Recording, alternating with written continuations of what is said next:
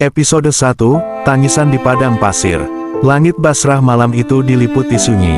Angin gurun menyusup lewat celah-celah dinding rumah-rumah tanah, membawa serta dingin yang menggigit tulang. Di sebuah gubuk kecil di sudut kota, seorang lelaki tua duduk menggigil di samping istrinya yang tengah mengejan.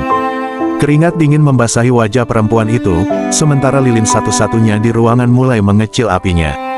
"Ayah," bisik sang ibu lemah, "cahaya itu, dari mana datangnya?" Lelaki tua itu menoleh. Di langit-langit ruangan, ada kilatan cahaya aneh, bukan dari lilin. Seolah-olah langit menurunkan satu bintang kecil tepat ke dalam kamar itu. Tangisan pun pecah. Bayi perempuan kecil, kurus dan rapuh, lahir dalam keheningan yang sakral. Bukan disambut emas atau kain sutra, melainkan selimut lusuh dan air mata syukur.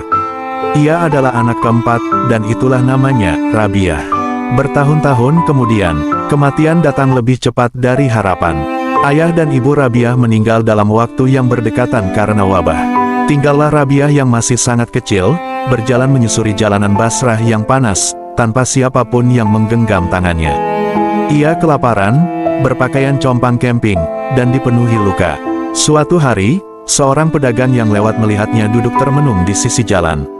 Wajahnya kotor, tapi matanya bersinar seperti permata langit. Tanpa belas kasih, pria itu menjambak rambutnya dan membawanya ke pasar budak.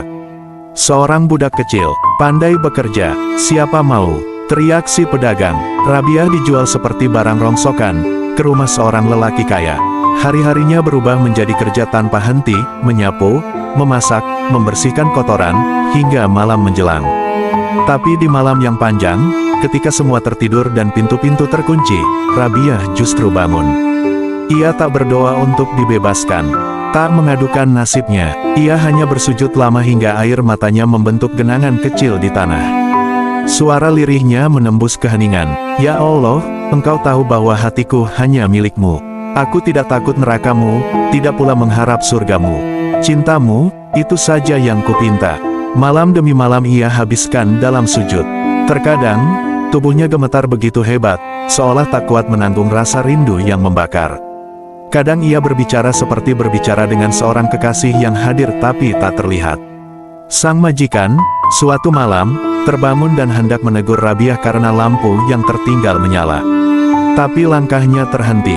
Ia melihat sesuatu yang tak bisa dijelaskan. Rabiah bersujud, dan di sekeliling tubuhnya, cahaya lembut memancar. Wajahnya basah oleh air mata, tapi senyumnya seperti perempuan yang sedang memandang wajah orang yang paling dicintai. Sang majikan menggigil. Ia mundur perlahan. Keesokan harinya, ia memanggil Rabiah dan berkata dengan suara gemetar, "Engkau bukan budakku, engkau milik Tuhan. Pergilah, wahai perempuan suci, dan doakan aku di hadapannya." Rabiah pun melangkah keluar dari rumah itu. Bebas, tapi hatinya tetap terikat pada satu hal, Allah. Bukan dunia, bukan manusia.